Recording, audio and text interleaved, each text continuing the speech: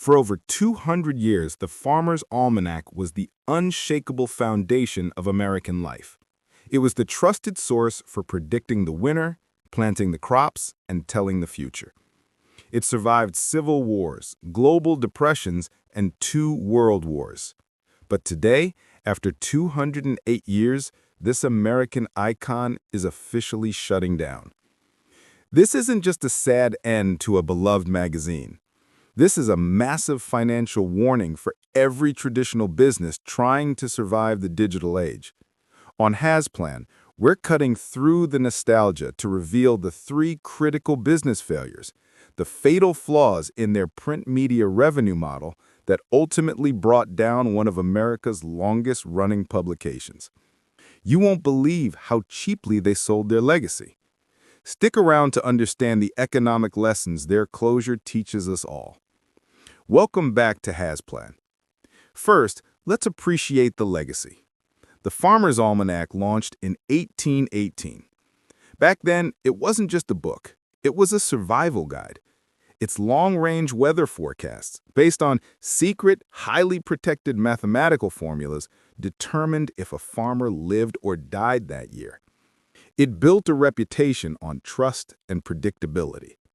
Even today, in the age of satellites and advanced meteorology, millions of Americans still rely on the Almanac's unique, quirky wisdom. It became an institution, a brand that stood for stability. But a strong brand doesn't protect you from a broken business model. Business failure number 1, the costly print media trap. The fundamental problem was simple economics, distribution and production. The cost of paper, printing, and shipping the almanac across 50 states exploded, while the cover price could only increase marginally. The digital paradox. The almanac had a popular website, but it couldn't fully transition its massive print audience to online subscribers. They were caught in the middle, too big to simply disappear, but too slow to fully become a digital-first publisher. They were financially squeezed by the physical world, while the rest of the world moved to free, immediate content. Business failure number 2, failure to monetize attention.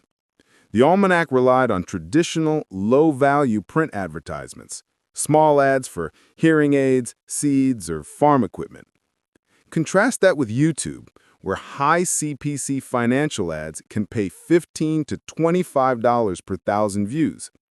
In the attention economy, if you cannot command a premium price for your audience's time, your business fails. The Almanac's audience was loyal, but the value they offered to big tech advertisers was limited, making their print ad revenue irrelevant compared to the massive budgets pouring into digital and social media. They lost the battle for premium ad spend. Business failure number 3, the inability to pass the torch. A publication this old relies heavily on institutional memory and unique human talent, specifically the editor and the secret formula developer. When a business relies on a single, irreplaceable asset, it carries huge operational risk. They failed to create a scalable system to replace this human intelligence with technology or a new, younger team.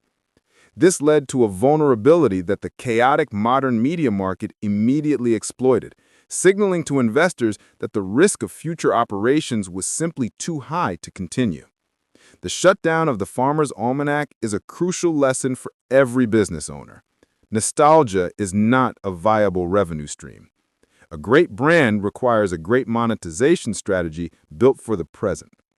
Remember the 3 failures: being stuck in print, failing to capture high-value digital ad spend, and a reliance on non-scalable human talent. If this financial deep dive helped you understand the modern media landscape, hit the like button. And let me know in the comments, which traditional magazine do you think will be the next to shut down?